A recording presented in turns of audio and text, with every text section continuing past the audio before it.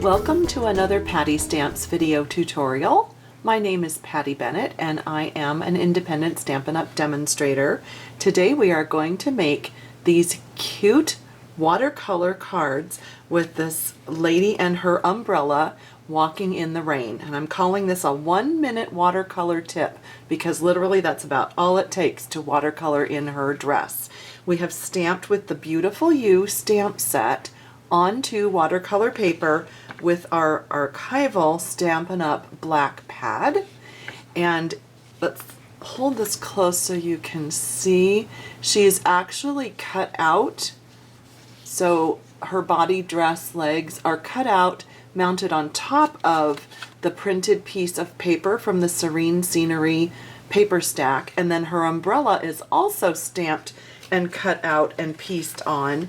And if you're going to try that, I would suggest quite a small pattern like this one from the Sending Love paper stack or this one from Serene Scenery. You really need the pattern to be fairly small to show up on that small umbrella. So let's start watercoloring. We are using the Stampin' Up! Watercolor Pencils, Stampin' Up! Watercolor paper, and like I said, it is stamped in the archival black so that it's a permanent image and it will stand up to coloring. I have opened up my box of watercolor pencils and they are stored in one of the Stampin' Up! Clear stamp set cases. My friend Cindy actually gave this to me and it's so nice to keep them all together. And I am going to use 2 of the pencils in this Stampin' Up! Selection of watercolor pencils for her dress, and let's make her blonde, so I'll use the yellow for her hair, and that's all I need out of there. Now let's put this one right here next to it so you can see what we're doing, and I want to show you how quick this is to color in. Today I'll be using a blender pen. The reason I like the blender pen for this is because this is a small area, and if you use the aqua painter, which is certainly an option, it's a little harder to control the water in such a little area. So for a smaller colored in area, I do love the blender pen, and I am going to be using the Real Red and Calypso Coral. So I am going to start by just coloring in and just sort of haphazardly. You can see I'm not trying to actually color in all the way. And what I'm doing is I'm adding color where I want it darkest. Let's zoom in just a little bit here for you. So I've just colored in, like I said, with the Real Red in some areas where I want it to be dark, and then I'm taking that Calypso Coral and I'm just going to fill in a little bit more. Now here's the key. You need to leave some light areas in order for her to look real. If you color the whole thing in flat, it's just going to be very dull and it's not going to look 3D at all. This is something I learned from my dad. He's a wonderful watercolor artist, and you need to visualize the light areas and leave them light. This is something that's very hard for me. I get to the end and man, I just want to color that whole thing in. But real watercolor artists do not have white paint. There's no such thing. So you need to leave the light areas.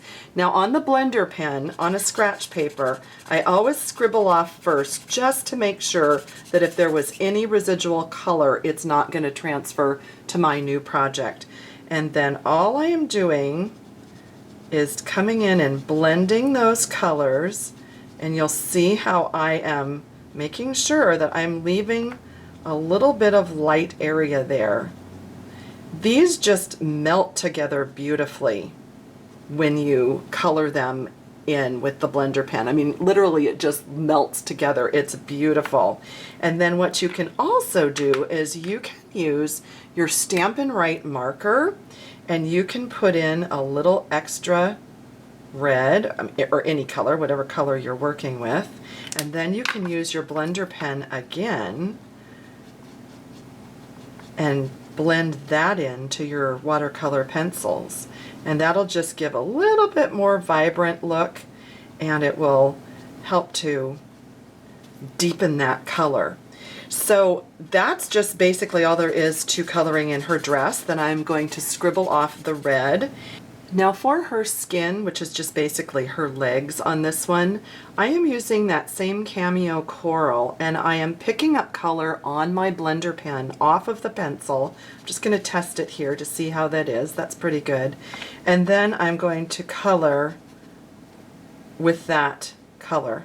So just a little touch there of the color for her skin.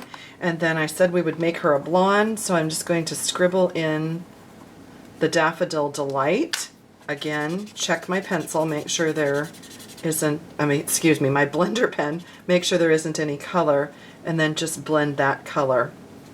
And I think for her shoes, I'm going to do a real bright pop of red there, and that is really all there is to coloring her in.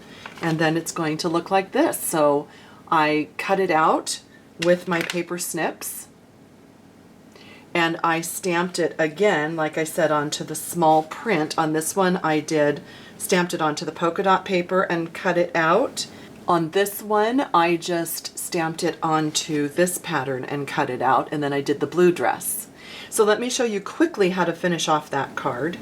So to finish off this card, I have cut an oval. You could cut it by hand, or I used the layering ovals framelits. And I'm just going to, as she's cut out, I'm just going to place her about where I want her. And what I did was I covered her up like this to stamp these dots. Now this is from Gorgeous Grunge. If you have any sort of a speckle stamp, that will work wonderfully for this.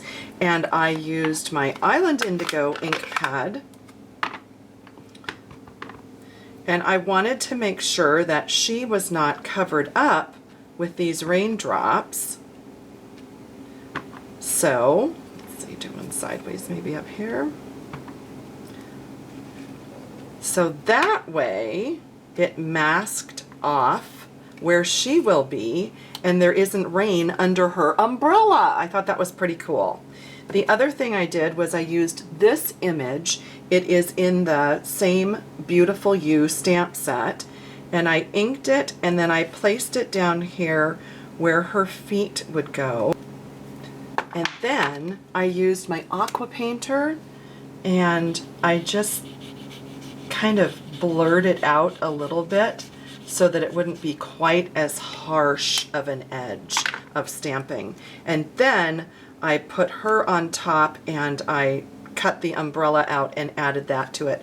The last step was with my Wink of Stella, and I just flicked some shimmer there onto the card, and it's really neat how shimmery it makes all the rain look. So there you go, pretty quick and easy. I do have another video tutorial coming up to show you some of the other techniques that I used in these other cards, so watch for that. These feature more of the aqua painter more so than the blender pen, and also a mixture of ink and markers and watercolor pencils.